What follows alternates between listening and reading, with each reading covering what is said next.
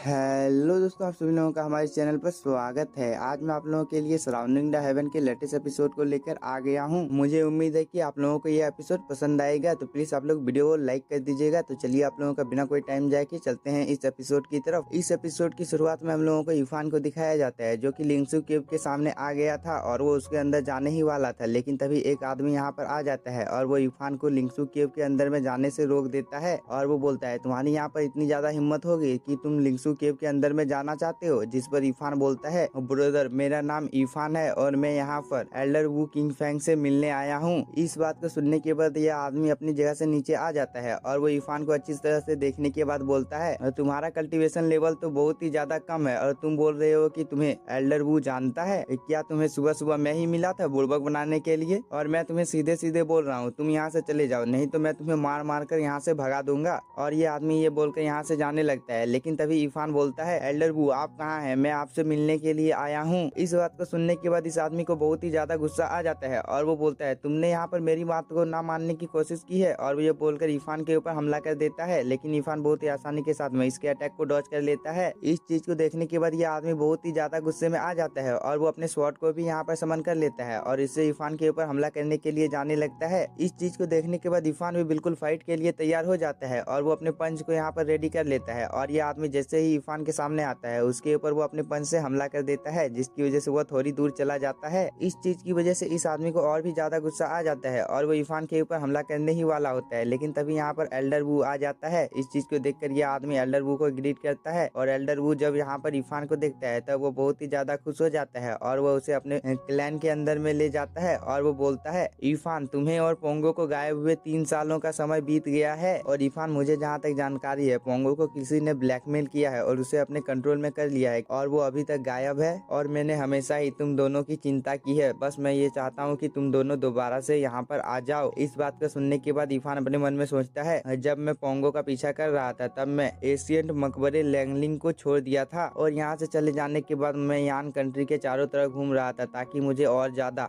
Cultivation के बारे में पता चल सके, लेकिन इतनी ज्यादा जानकारी इकट्ठा करने के बावजूद भी मैं पोंगो को अभी तक ढूंढ नहीं सका हूँ। इस बात को सुनने के बाद एल्डर वू इरफान को बोलता है, पोंगो को डीमन क्लैन के द्वारा किडनैप कर लिया गया है और हम लोगों के इतना ज्यादा ढूंढने के बावजूद भी वो हम लोगों को नहीं मिल रहा है। इसका मतलब है कि वो हम लोगों को कभी भी नहीं मिलेगा। ये दोनों यहाँ पर ये सब बातें कर ही रहे होते हैं, लेकिन कुछ डिसाइपल की नजर यहाँ पर इरफान के ऊपर पड़ जाती है और वो लोग आपस में बात करने लगते हैं कि ये तो इरफान है, वो तो कुछ साल पहले गायब हो गया था लेकिन अभी तक वो जिंदा है। और वो लोग यह बोलने के बाद यहाँ से जाने लगते हैं, लेकिन तभी एल्डर वो इरफान को बोलता है, हम लोगों को एक शांत जगह को ढूंढना होगा जहाँ पर हम लोग आराम से बैठकर बात कर सकते हैं। और ये लोग यह बोलने के बाद यहाँ से जाने लगते हैं, लेकिन इन लोगों को जाते हुए यहाँ पर एक लड़की भी देख रही होती है और इस लड़की को हम लोगों को पिछले एपिसोड में भी दिखाया गया है। लेकिन ये सीन यहीं पर कट होता है। हम लोगों को इरफान और एल्डर वू को एक फॉरेस्ट में दिखाया जाता है जहाँ पर वो दोनों आपस में बात कर रहे होते हैं, लेकिन तभी इरफान एल्डर वू को बोलता है, याओदी के ताबूत को क्या हुआ है एल्डर वू? इस पर एल्डर वू बोलता है, यह एक बहुत ही ज्यादा लंबी कहानी है, लेकिन मैं तुम्हें शॉर्ट में सुना देता हूँ।